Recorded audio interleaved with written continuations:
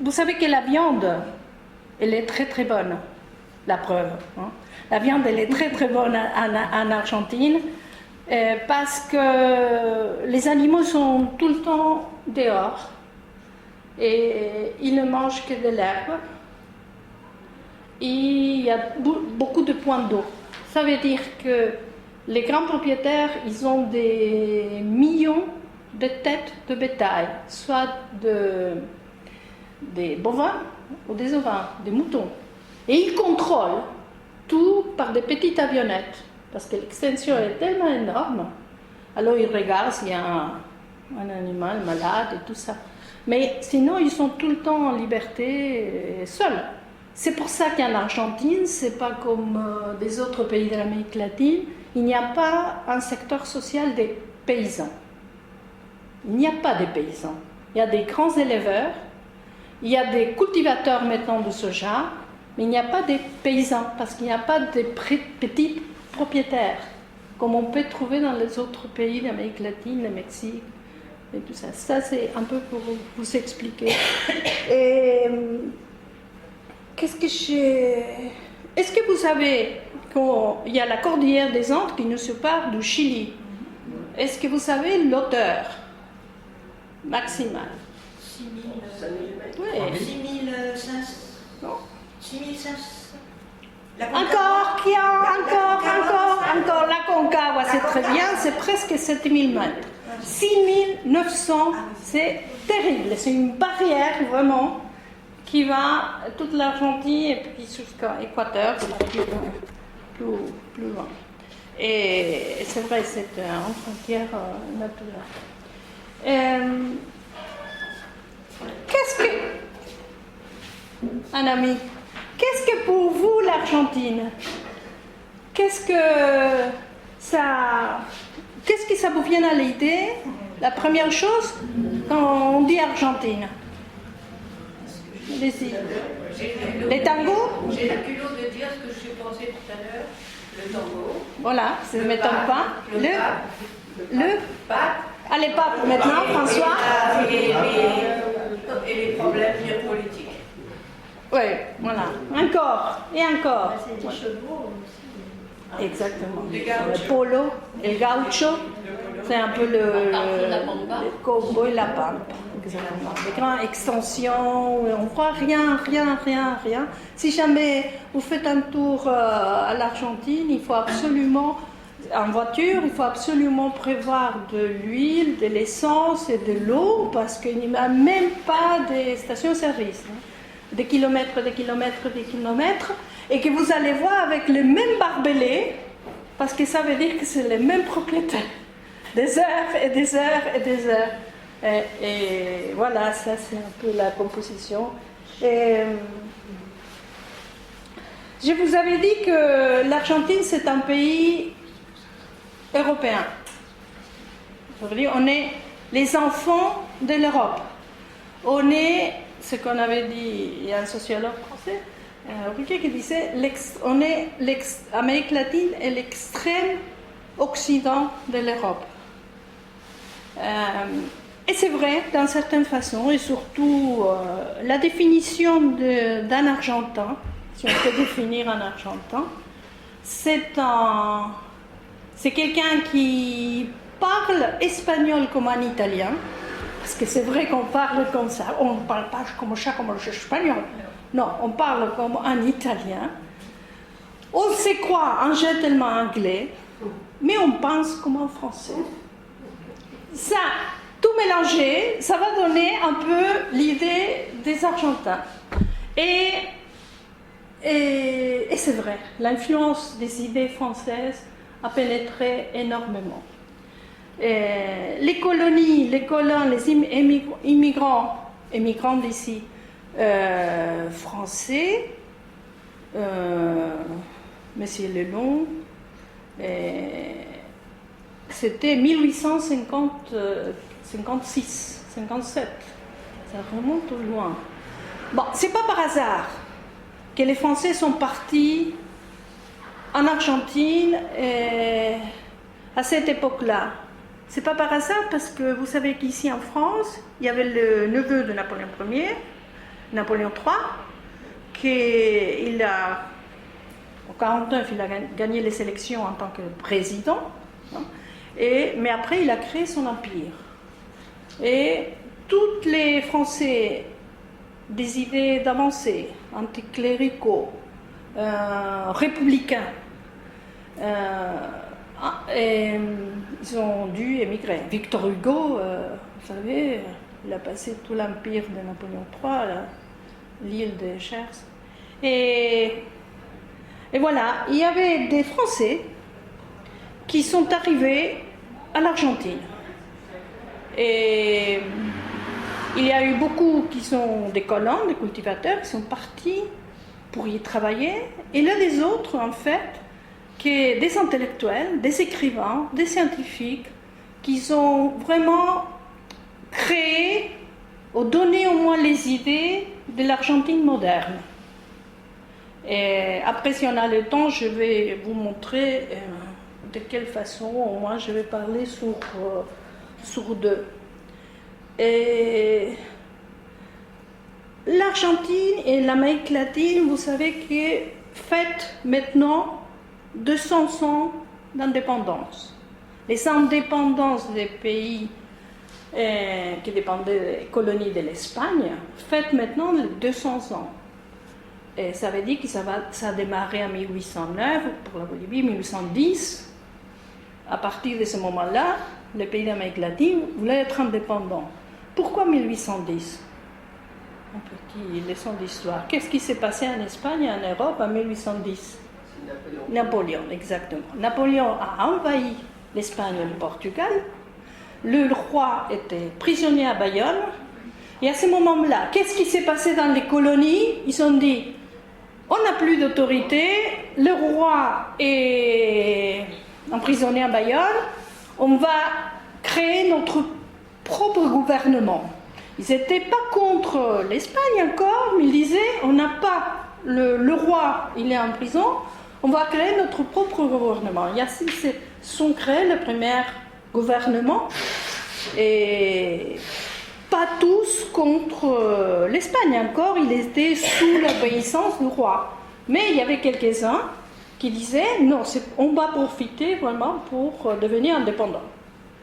Et chose qui est vraiment la confrontation entre la mère patrie, la métropole, l'Espagne et ses colonies, ça va vraiment se définir à 1814, parce que le roi Napoléon part, le roi revient, Ferdinand VII, le roi revient et au lieu de reconnaître, d'arranger les nouvelles constitutions et la colonie, il décide de créer une monarchie absolutiste.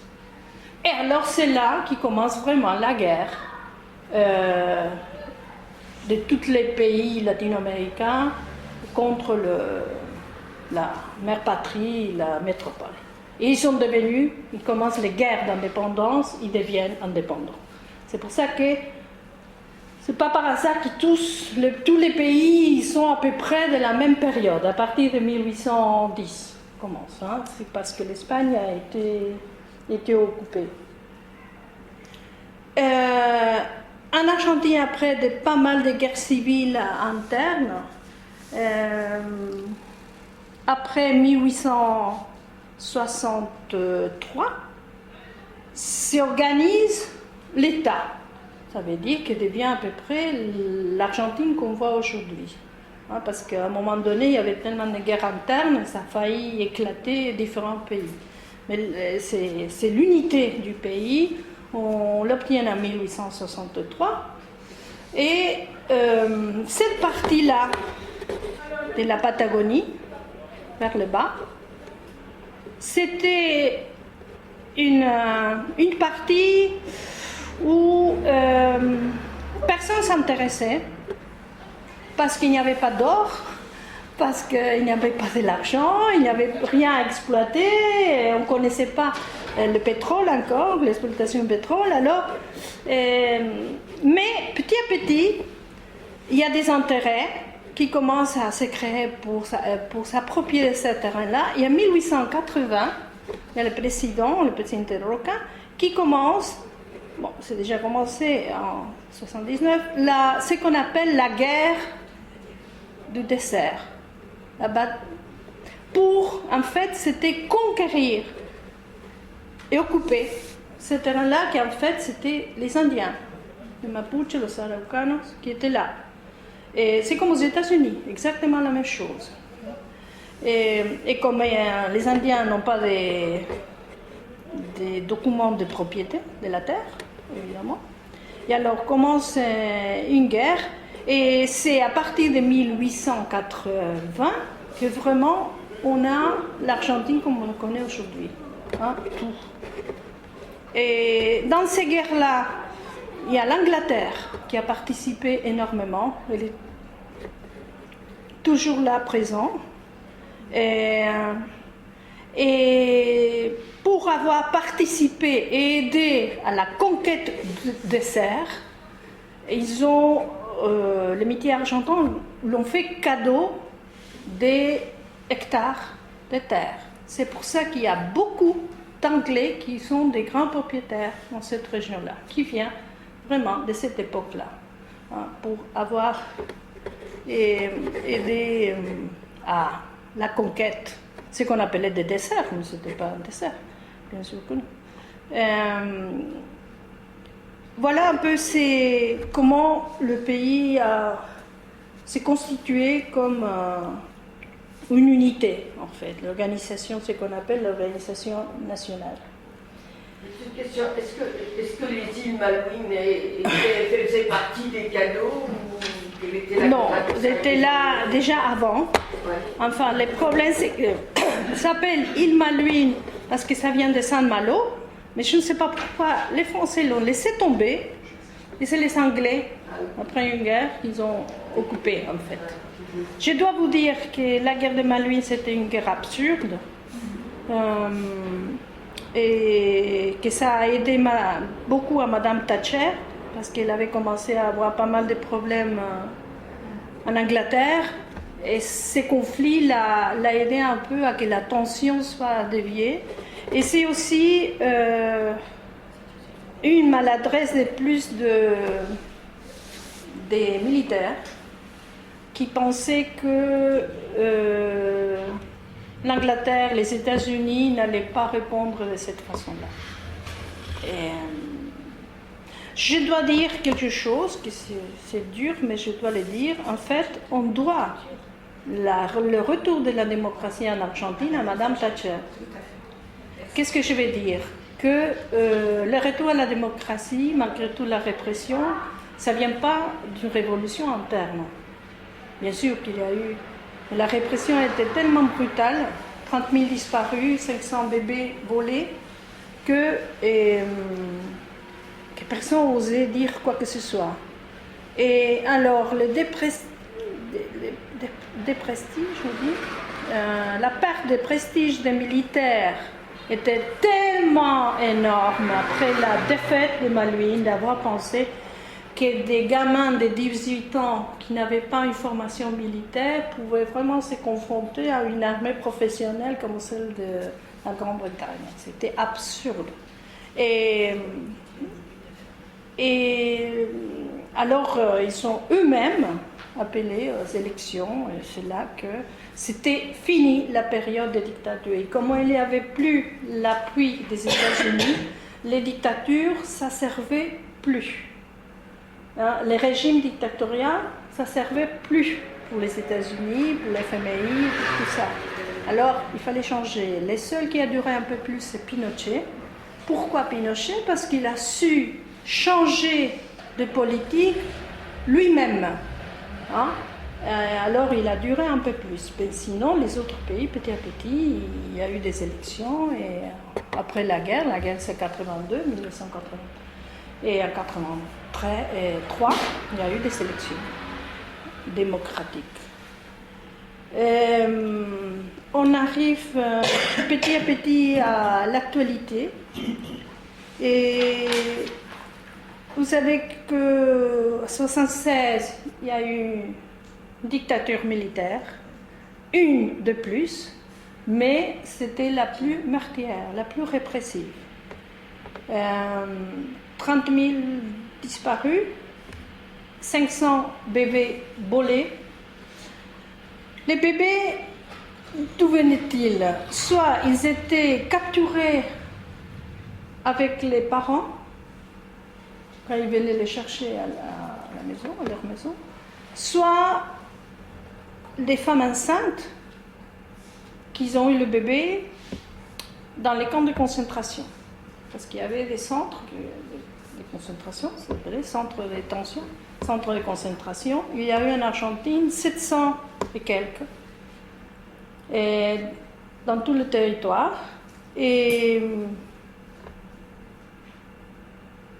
cette femme, on l'a laissée en vie jusqu'à qu'elle accouche, qu'elle ait le bébé. Tout de suite après, on a enlevé le bébé et on l'a donné à des familles proches du régime, militaires, de la police, des gens qui étaient proches. Maintenant, on le sait. Et après, il a tué la mère. Comment, de quelle façon il est jeté à la mer. Vous savez qu'il existait ce qu'on appelait les vols de la mort. On l'a jeté vivant, on jetait les gens vivants dans le Rio de la Plata. Et c'est comme ça qu'ils ont jeté aussi les bonnes sœurs françaises, parce qu'ils sont arrivés, des corps arrivent quelquefois, parce qu'ils sont en général, ils avaient un poids pour empêcher qu'ils remontent les corps, mais évidemment, avec le temps, ça s'était fait, et il y a des corps qui sont arrivés dans les côtes. Et ce gouvernement-là a créé les équipes d'anthropologie légiste. L'équipe d'anthropologie légiste essaye de travailler avec les ADN et identifier.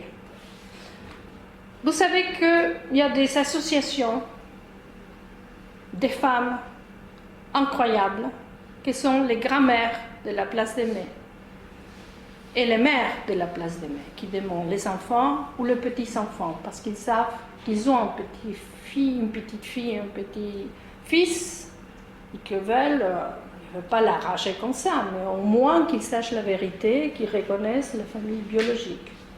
Alors, ils ont commencé à marcher dans la place des Mai. C'est la place qui est juste en face du palais du gouvernement, qui est rose. C'est pour ça qu'on dit la maison rose, comme on dit la maison blanche pour les États-Unis. Ça, c'est rose.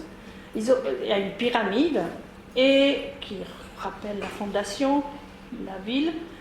Ils ont commencé à grouper ça sous la dictature. Les maires, les coups d'État étaient en 1976. Un an après, 1977, les maires ont déjà commencé à demander seulement où sont ces enfants. Vraiment, s'ils avaient fait quelque chose de mal, il y a la justice qui soit jugée. Mais où sont-ils? Où sont-ils? Ils ont commencé, et comme il y avait la loi de siège, ça veut dire qu'on ne pouvait pas être en groupe et on ne pouvait pas rester immobile dans un endroit. Il fallait circuler. Alors, c'est les militaires même qui leur ont donné l'idée de circuler et de tourner, parce qu'ils disaient circuler, circuler, circuler. D'accord, ils ont commencé à circuler et à tourner autour de la pyramide. Et ils sont là tous les jeudis, encore, depuis 1977. Et ils ont commencé aux États-Unis avec des chercheurs, des généticiens, pour savoir si on pouvait, avec l'ADN, si on pouvait sauter une génération. Parce qu'il y a la grand-mère ou le grand-père, il y a les petits-enfants. Est-ce qu'on peut sauter pour identifier? Et c'était vraiment la fête le jour où ils ont eu un coup de fil des États-Unis en disant c'est possible. à partir de là, ils ont commencé, les grands-mères, à faire une sorte de centre de données avec tous les renseignements et surtout l'ADN. Hein.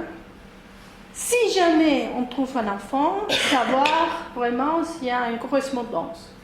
Et d'un autre côté, ce que je vous disais, les corps qui apparaissent, tout le temps, ils apparaissent maintenant encore, des corps, avec l'ADN, peut-être croiser et voir si dans le banc d'ADN, il y a une correspondance. C'est un travail énorme, énorme. Et c'est ça qu'elle continue à faire. Jusqu'à aujourd'hui, elles ont un fichier d'à peu près 500 bébés. Et si un fichier de 500 bébés, peut-être il y en a plus, qu'on n'a pas fiché. Soit parce que les parents habitent au fond de l'Argentine, ils ne savent pas qu'il y avait une organisation qui centralisait les données, ou ils ne pouvaient pas se déplacer, ou ils avaient peur, ou c'est une question enfant. Alors, des 500 bébés, il y a jusqu'à aujourd'hui, le dernier, il y a 3 mois, qui a pu identifier, ils ne sont plus des bébés, maintenant ils ont 35 ans, 36 ans, et 37 ans, ça dépend, et 107 qui ont été retrouvés, c'est-à-dire qu'eux, ils ont retrouvé la famille biologique. Il y a tous des cas de figure. On peut trouver des enfants qui gardent les rapports avec les deux familles. Hein, c'est la famille qui l'a élevé, c'est dur. Hein. Il y a d'autres qui ne vont rien savoir. Il y a des autres qui préfèrent la famille adoptée. Mais au moins qu'ils sachent l'histoire, la vraie identité. Et c'est à eux de décider. Vraiment, c'est très dur, mais c'est pas évident.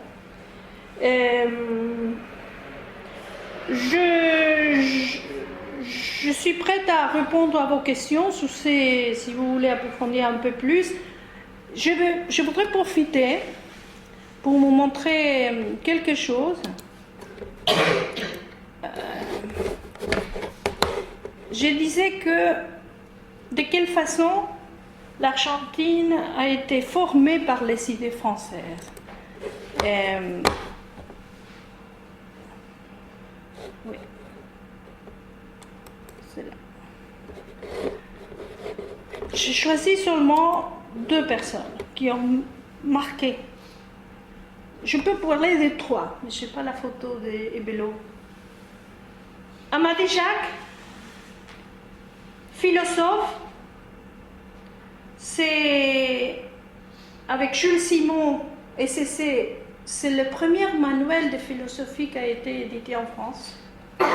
Vous savez que la philosophie, on ne l'enseignait pas à la fac.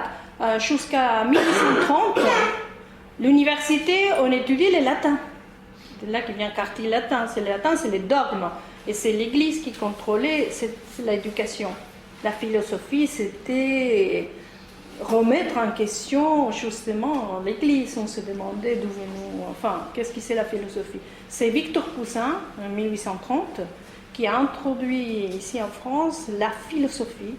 Hein, et Amédée Jacques, républicain, qui a sorti un journal qui s'appelait La liberté des pensées, hein, ça dit tout, a dû quitter comme Victor Hugo en 1861, il doit s'exiler. Et il est parti en Argentine. Parce qu'il pensait que là-bas, il pouvait réaliser ce que la France ne lui permettait pas sous l'empire de Napoléon. Et Alexis Perret, Amédée Jacques, il était professeur à la Sorbonne, il était enseignant en Henri IV, à cette époque-là déjà Henri IV c'était important, mais il a perdu ses postes, hein, et Napoléon III l'a licencié, et bon, il a dû quitter, il est parti en Argentine, comme tant d'autres, de la Roque. Alexis Perret, il est un petit village près de Pau, Cercastet. Et là aussi, il a travaillé surtout pour un gouverneur de la province d'Entre Ríos. Il a eu des postes importants. Et ces personnages-là, ils ont créé des écoles, des bibliothèques, des journaux. C'est pour ça que je dis il y a beaucoup des idées françaises en Argentine. Amadé Jacques a été le directeur, là-bas c'est le Colegio Nacional, le premier directeur du Colegio Nacional, c'est comme ici, on parlait d'Henri IV, un des meilleurs lycées, ou l'école rue d'Ulm, l'école normale supérieure. Ça continue encore en Argentine, le Colegio Nacional, c'est vraiment un secondaire d'élite, en fait. Et le premier directeur, c'était un Français. Et bien sûr, il a copié les programmes français. C'est pour ça qu'on est très près, très proche de la France. Et il y a des écoles, il y a des rues, et c'est pas par hasard que j'ai choisi Amadé Jacques, d'abord parce qu'il m'est très cher, surtout parce que c'est 200 ans de sa naissance et personne ne parle de lui. Et là-bas, en Argentine, c'est quelqu'un de très connu.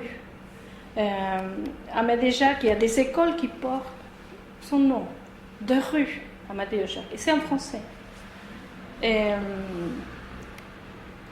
Voilà, Amadé Jacques, dans le collège, les rues. C'est un exemple parmi d'autres. Voilà quelques noms des Français qui sont partis au Rio de la Plata au XIXe siècle et qui ont eu, je ne peux pas, tous les colons qui sont partis pour travailler. Là, ce sont des intellectuels. C'est des Français qui ont marqué les idées et l'intellectualité de l'Argentine. Qui ont occupé des postes importants, même politiques. Hein. Et pourquoi ils sont partis en Argentine? Parce qu'il y avait des publicités pour l'Argentine. C'est pas par hasard. Il y avait des agents qui parcouraient les villages français et disaient, écoutez, il y a un grand pays vierge, allez-y, tout est possible. Et ils appelaient tout le monde. Où vont les Français? Et là, c'était l'époque, il n'est même pas là, l'Algérie, ouais. Et allez-y, partez. Vous savez qu'en France existait ce qu'on appelait la loi d'aînesse. Ça veut dire que le fils aîné héritait la terre. C'était la même chose au Pays basque, français, espagnol. En Espagne, la même chose. Alors, la possibilité, c'était pour les deuxièmes devenir curé et pour les troisièmes, partir. Parce que le droit d'aînesse évitait que la terre se divise dans la famille, qui reste un seul morceau. Et alors, ce n'était pas évident. Et alors, beaucoup partaient chercher et pouvoir vivre ailleurs. Voilà comment s'est peuplée l'Argentine. 6 millions d'immigrants. On parlait tout à l'heure du tango. Le tango, c'est un produit de l'immigration. Et l'image que vous avez du tango, c'est une danse sensuelle, sexuelle même, les gestes. Mais en fait, pour nous, les Argentins, c'est pas ça. Bien sûr, la danse est importante. Il y a les paroles, la musique. Les tangos, c'est le fruit de l'immigration. Il est né au port de Buenos Aires. Et en période, il y avait 7 hommes pour une femme.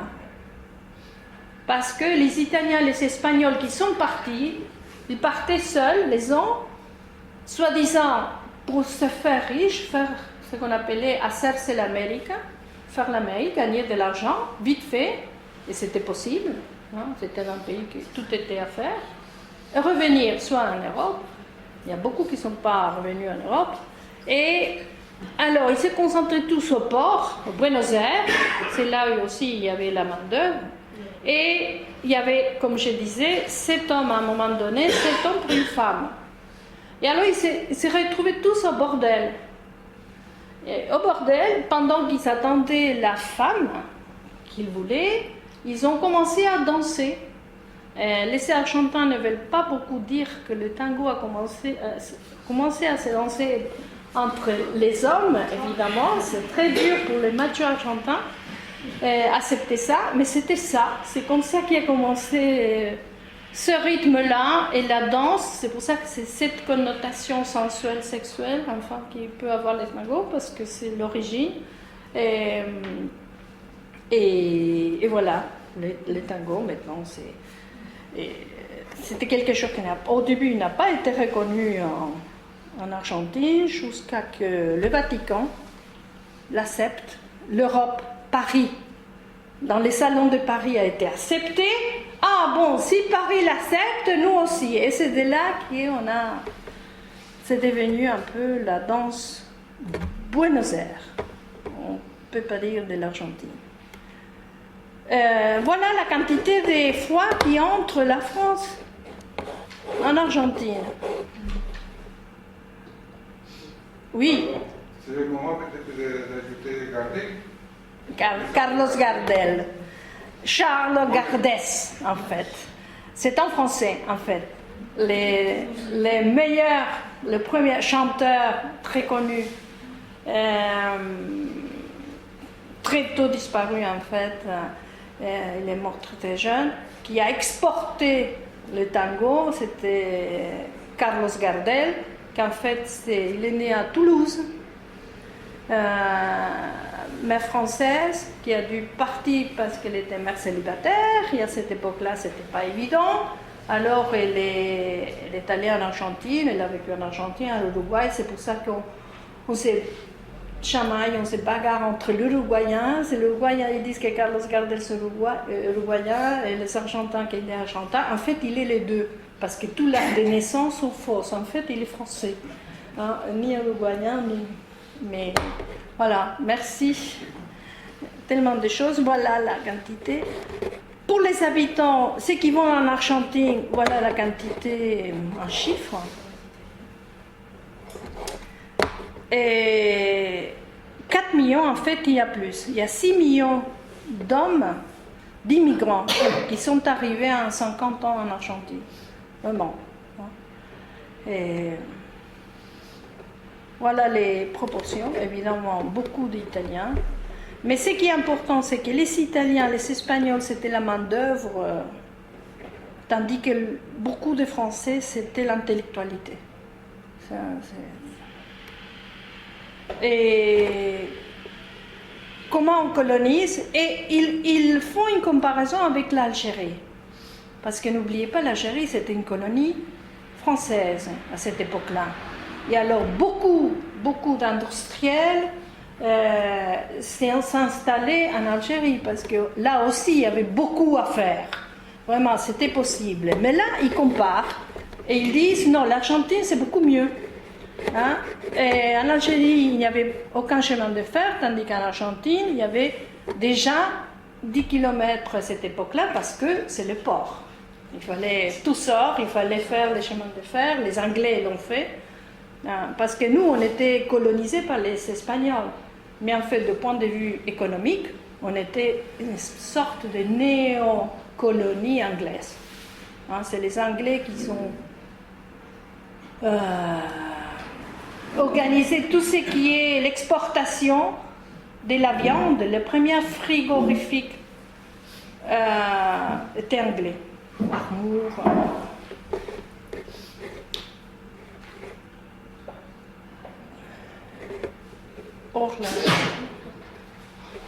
on est la même population. Voilà, c'est incroyable. Voilà, venir là. Voilà, il est le cercle qu'ils avaient marqué, et c'est vrai, l'avenir, c'est l'avenir du peuple latin. Et voilà, ça c'est des posters, des publicités. Hein. Je l'ai pris de la Bibliothèque nationale. L'argent en Argentine, les capitaux placés en Argentine, car l'intelligence latinique, les capitaux et les bras de tous sont solidaires dans les entreprises humaines. La Grande-Bretagne, comme je vous disais, c'est l'Angleterre et la France. Je suis industriel, que faire? Et là, il compare le poids de la tour Eiffel avec la viande. Si on le pouvait placer dans le plateau d'une balance, 56 tours Eiffel seraient insuffisants pour faire équilibrer la quantité de viande exportée par l'Argentine en une seule année. Je suis cultivateur, que faire? L'Argentine vient... Voilà. Voilà c'est pas par hasard qu'ils sont partis en Argentine. Il y avait toute une publicité. Il y a une grande revue du 19e siècle, la revue de Deux Mondes, qui avait tout le temps des articles sur l'Argentine. Pas du reste des autres pays, peut-être du Mexique, mais différemment. Mais sur l'Argentine, il y avait beaucoup d'articles. Et presque dans tous les numéros de la revue de Deux Mondes, il y avait... Je suis industriel, que faire? L'Argentine vient en première rang dans le monde pour le mouton. 67 millions de têtes. Et au troisième rang dans le monde pour les bovins. 29 millions, 30 millions. Aujourd'hui, ils disent qu'il y a 2 vaches par chaque habitant. Il y a 40 millions d'habitants. Bon, je ne sais pas des vaches, ma famille non plus.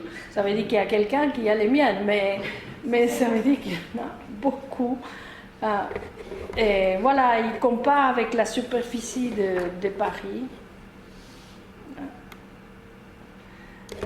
Je suis vigneron, et c'est important, parce que les cèpes qu'on a en Argentine, Sauvignon, Cabernet, ça vient de la France. Hein. Et dans la partie de Mendoza, Saint-Louis, et voilà. L'Argentine se révèle comme pays producteur de vin. Je suis agriculteur élévateur, que faire? Voilà. Le bœuf, le mouton. Voilà, je voulais vous montrer comment on publicitait un peu au 19e siècle. Allez-y, tout est possible. Et voilà. Oui, comme il ne reste pas beaucoup. Si, c'est pour ça que je me prête à des questions. Poser vos questions. Je peux, si vous voulez, une dernière chose, comme je l'ai préparé.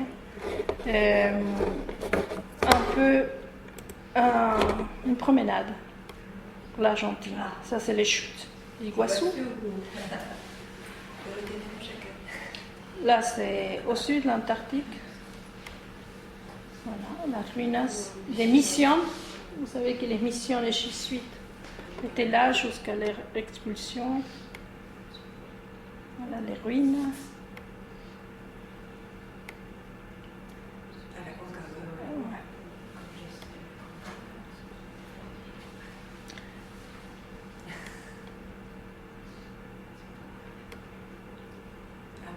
C'est un pays où il y a tous les climats.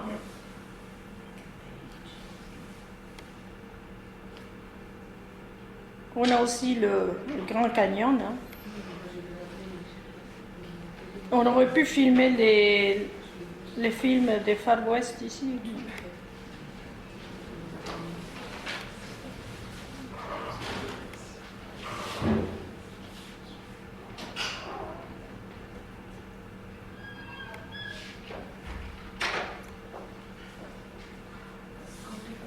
Córdoba. Los cocos.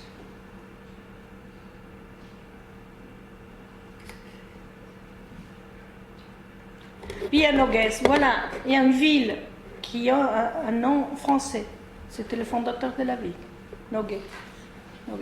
Voilà la photo. C'était en français. Je vous dis vraiment, l'influence française, voilà la preuve.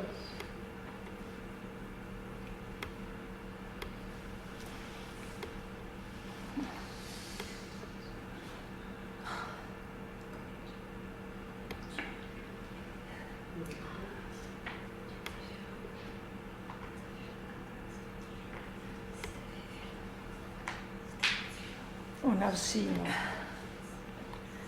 nos dinosaures.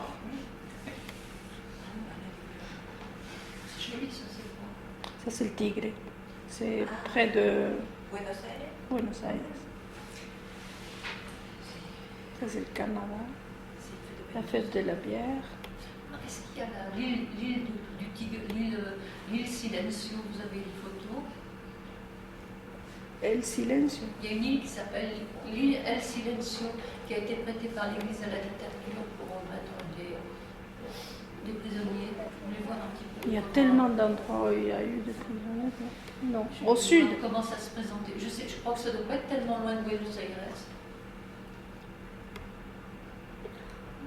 L'architecture.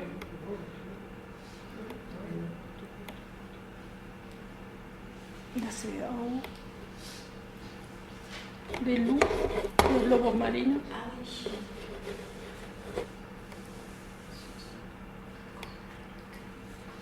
On dirait l'Égypte, mais non. El puente del Inca.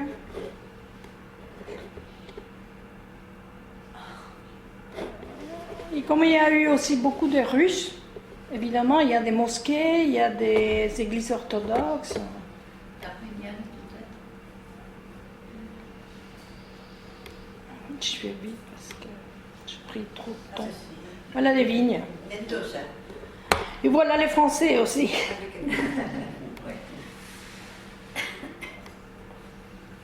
C'est le nord. Excusez-moi, dans toutes ces minorités d'origine, est-ce qu'aujourd'hui ces minorités restent sensibles, les groupes sont séparés, mélangés, hiérarchisés, si on est d'origine? L'Argentine, c'est un pays qui a permis une facile intégration.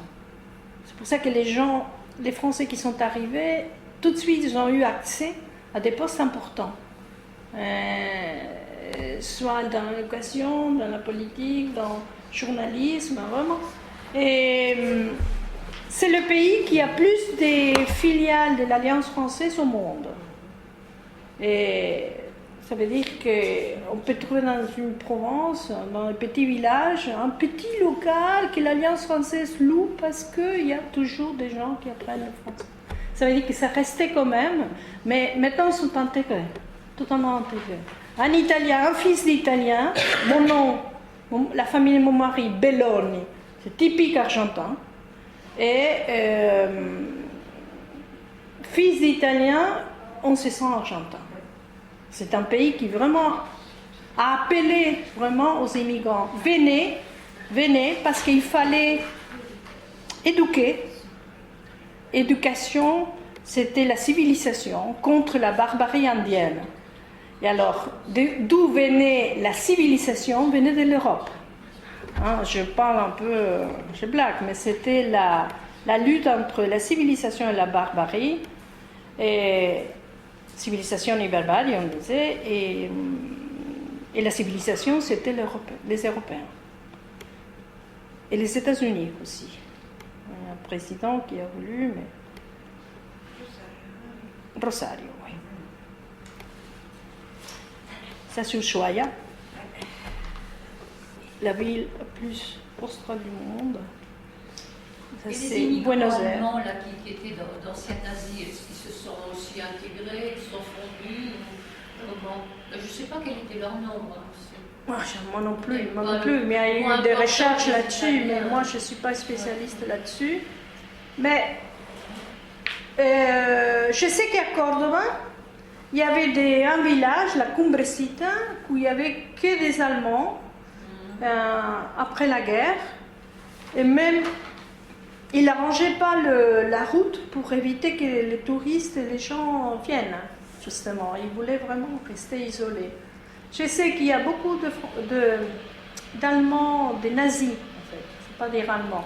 Oui, c'est ce que j'ai Des nazis sont allés à Bariloche, au sud, parce que maintenant on le sait, il y a un petit village qui ne figure pas dans les cartes, parce qu'il y a une centrale atomique. Vous savez que l'Argentine, c'était le premier pays qui a eu les centrales atomiques. Et c'était des ingénieurs allemands qui avaient travaillé beaucoup dans ces centrales-là, expérience. Mais je ne pourrais pas donner des nombres. Mais il y a un Argentin, un ami ici peut-être que vous en Non, c'est pour parler des Allemands, des immigrés allemands. Il y en a beaucoup en mission, par exemple. Ils sont intégrés dans la société locale et ils boivent du matin, ils jouent au truco. C'est en allemand. En allemand, ils jouent au truco. Et dans la province d'Entre Ríos, au sud de la Mésopotamie, c'est pareil, c'est plus ou moins. Ce sont des immigrés qui se sont intégrés complètement dans la société. Par contre, ceux qui sont isolés, plutôt, je crois qu'ils ont des origines plutôt suspectes. Oui. Donc, dans chaque quartier, il y avait l'allemand, on disait l'allemand. Et on préférait ne pas savoir comment il atterrit là. Voilà. D'autres questions? En quelques mots, la situation actuelle sociale et politique argentine. Maintenant, vous savez qu'il y a une femme, Cristina Fernández de Kirchner. Son mari était président en 2003, il a été élu en 2003, et puis c'est elle. En fait, tout le monde pense que c'est la femme qui suit le mari, c'est tout à fait l'inverse ici, parce qu'elle était députée et sénatrice bien avant son mari. Son mari était gouverneur d'une province du Sud, c'est-à-dire qu'elle était dans la politique, pas par son mari, il n'hérite pas de son mari. Et il faut dire que s'il y a des procès maintenant contre les assassins, les militaires et les voleurs de bébés, c'est grâce à Néstor Kirchner, ça veut dire mari de la présidente actuelle, qui a aboli les lois d'amnistie. Parce qu'il y avait tout de suite après la démocratisation, il y a eu 2 lois qui sont passées. Et point final, ça veut dire on ne parle plus du passé, ou obediencia debida, obéissance due. Ça veut dire qu'on obéit des ordres, nous on n'est pas responsables. Et c'était pour amnistier les gens qui étaient impliqués dans la répression. Et en 2003, Néstor Kirchner a aboli ces lois, et surtout il a pu le faire pour les bébés, surtout, parce qu'il n'y a pas d'amnistie possible pour les mineurs. Et à partir de là, ils ont commencé les procès. Maintenant, je dois vous dire que c'est de tous les pays qui ont eu de la dictature militaire, c'est un exemple, parce qu'au Chili, il n'y a pas de procès, il n'y a pas beaucoup, il y a eu, qu'on peut compter avec une seule main. Et en Uruguay, il y a un arrangement pour ne pas toucher ça, peut-être maintenant ça va commencer avec la question d'opération Condor. Et puis le Brésil non plus, même Lula n'a pas approfondi beaucoup la question, et l'Argentine vraiment c'est exemplaire dans ce cas-là, parce qu'il y a les procès qui continuent, ils sont condamnés vraiment à vie, tout la junte militaire a été condamné à vie, et en plus ce qui est important c'est en prison commune, parce qu'avant il était condamné mais il restait chez lui, domiciliaire. Tandis que là, c'est en prison commune. Sinon, il vivait comme avant, en fait. Et ça, c'est à partir de cette 2003. Et la présidente actuelle, elle continue la même politique par rapport à ce qui est le droit de l'homme. C'est pour ça qu'on se dépêche. D'abord parce que les mères et les grand-mères, ils meurent, sont âgés. Et on se dépêche parce que s'il y a un changement de gouvernement, peut-être ça va s'arrêter ça. Et c'est pour ça que... Mais on a pour beaucoup, hein, des dossiers. Le problème, c'est quand on commence un procès, il y a d'autres qui surgissent parce que les déclarations, les coupables et les non, ça déclenche les autres. Alors c'est incroyable, c'est incroyable. Mais sur les pays où est allé plus loin en ce sens-là. Économique, la situation économique actuelle, c'est un peu difficile. Il y a beaucoup de manifestations. Là, on a eu avant-hier une manifestation avec les casseroles, c'est pour ça qu'on parle de cacerolazo, et de l'opposition, enfin, parce que cette présidente applique une politique de restriction des dépenses, tout ça, et il y a toute une opposition qui manifeste. Et c'est pas évident. Et économique, oui, il y a eu vraiment une hausse importante PIB par les exportations. Maintenant, c'est plus la viande. Ce qui est rentable maintenant, c'est le soja. Mais c'est mauvais, ça, faut pas manger. Si, mais c'est la Chine qui achète. C'est le premier acheteur, c'est la Chine. Les soja pour l'alimentation des animaux, et vraiment ça. Et les grands propriétaires, ils sont en train de gagner des millions et des millions et des millions et des millions et des millions. Ils sont en train de convertir tous les pays dans une monoculture, ce qui est très grave. Et dans certaines régions près du Brésil, on a importé de la viande. Pays qui est producteur de viande, parce que c'est plus rentable cultiver le soja que avoir des bétails. Et l'Argentine, je vous avais dit que c'était le pays le plus européen, mais malheureusement, il s'est latino-américanisé. Qu'est-ce que ça veut dire? Que la division typique des pays de l'Amérique latine, où il n'y a presque pas de classe moyenne, il y a surtout les très riches, mais très très riches, et vraiment la misère. L'Argentine s'est caractérisée pour être un pays où la classe moyenne était énorme. Et c'est là qui a frappé. La classe moyenne s'est paupérise. Et maintenant, il y a des très très riches, mais énormes, toujours il y a eu, mais là c'est une couche, 10% de la population très très riche, et il y a de la misère. Les pays où il n'y avait pas d'analphabétisme, les pays où il n'y avait pas de dénutrition, est devenu vraiment, les écoles, c'est un désastre, et public se parle, et il y a la misère. C'est ça qui est dommage.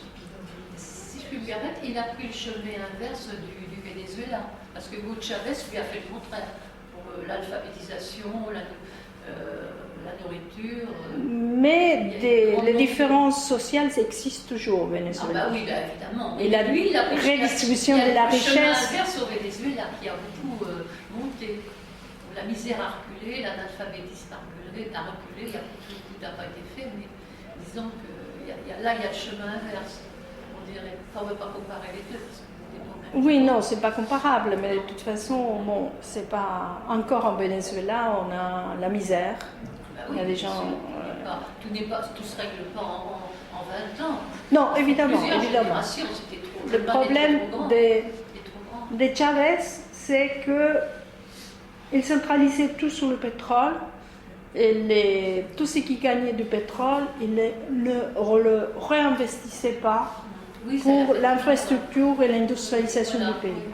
À tel point que Chavez, qui est producteur de pétrole, il n'avait pas de distillerie. Il achetait de l'essence à l'étranger parce qu'il ne pouvait pas distiller.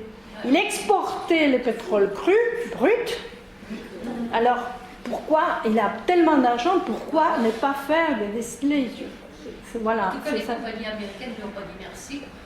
Les Américains ne l'aiment pas. C'est le premier acheteur de Venezuela, c'est les États-Unis. Il a participé à créer l'Alliance bolivarienne. L'Argentine n'en fait pas partie, ça viendra peut-être un jour. Mais il y a le Mercosur, maintenant c'est le Mercosur, qui essaie de créer vraiment une unité économique pour faire face un peu à l'Europe, à l'Union européenne. Mais Et bon, aux ça États-Unis. marche. Aux États-unis, face aux États-Unis. Et aux États-Unis, oui. Surtout. Ouais. Mais les États-Unis pénètrent par le Chili, en fait. Ouais. Oh, parce qu'il y a une alliance, les traités, les libre-commerce avec le Mexique. L'ALENA. Oui, NAFTA ou ALENA ou TLC, traité de libre-commerce. Et alors, les États-Unis passent par le Mexique aussi, Oui, oui. dans tous les traités. Vos dernières questions? Merci beaucoup, je vous remercie vraiment de m'avoir écouté. Vraiment, j'ai abordé, enfin, rien en profondeur, mais une vision un peu de... Et merci beaucoup. Merci. Merci à vous aussi. Si vous voulez être au courant de nos activités, vous pouvez laisser les coordonnées là. Alors, si je m'inscris, bonjour madame, Vous allez qu'est-ce que recevoir je vais l'email. recevoir?